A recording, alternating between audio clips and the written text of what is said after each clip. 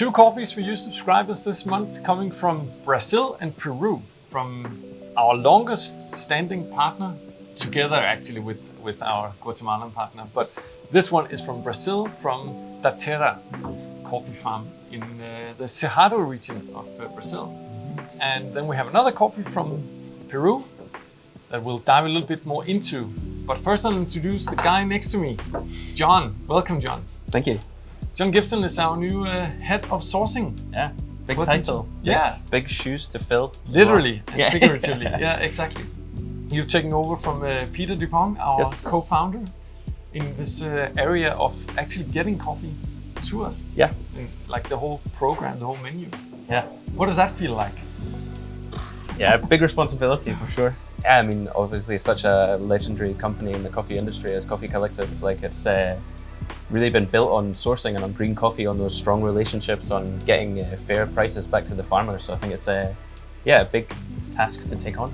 Yeah, but I'm sure you're the right man for it. Really excited to have you on hope board. And also select these kind of coffees exclusively for our subscribers, which has for us always been a really fun part, because we get to buy some coffees that might be smaller lots that we can't actually have enough of to put in the coffee shops or out to wholesale customers.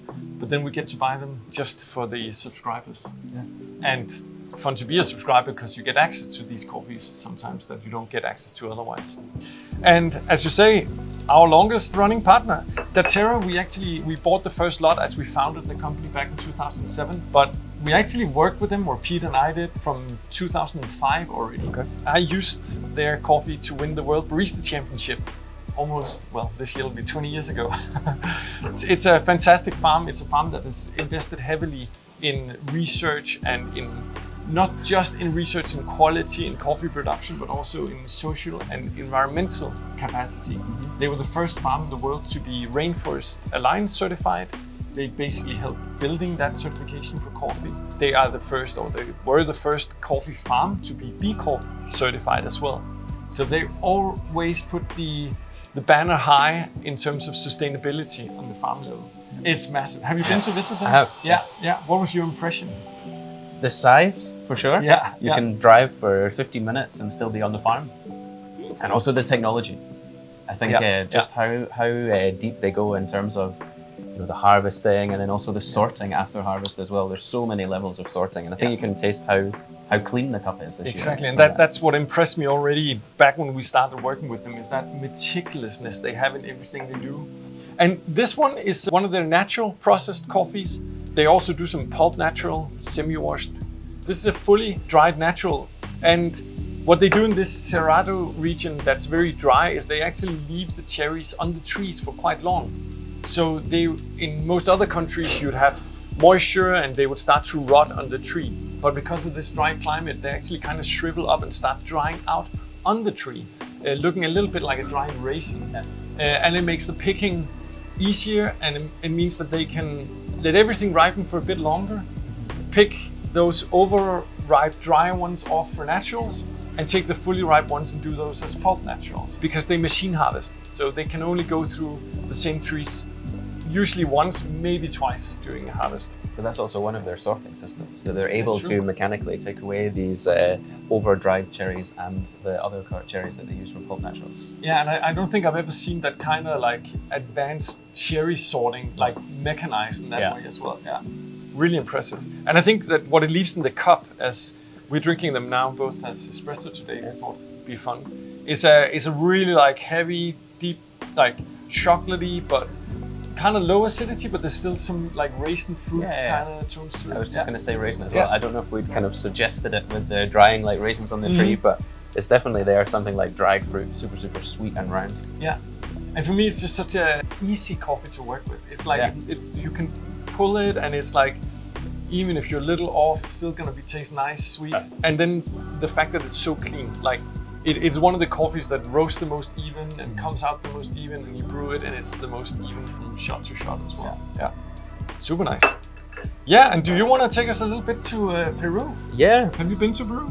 Never. Never. Me neither. But our dear colleague Sebastian has been there a couple of times now. Yeah, he sourced this one. He sourced this coffee. It's from a producer called Flores. The farm is called El Morito. and it's from the Cajamarca region. So it's the north of Peru, kind of close to the border with Ecuador.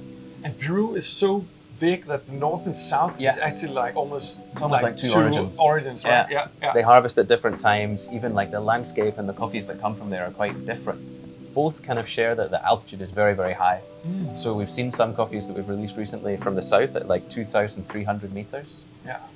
But this is from 2,000 meters, which is, you know, in the grand scheme of things, very high. Yeah, exactly. And compared to Daterra, which I think is like 1,200. Yeah, maybe even lower. Yeah, I think you can taste the higher altitude in the cup. A little bit brighter, a little bit more fruit. Yeah, and it's fun because when we tasted this before tasting Daterra, we were like, oh, this is like kind of chocolatey and caramelly and sweet, and then you get that in the Daterra, and then you go back and you're like, oh, actually, it's really like, it actually has a lot more fruit going in, like for sure. Orange peel.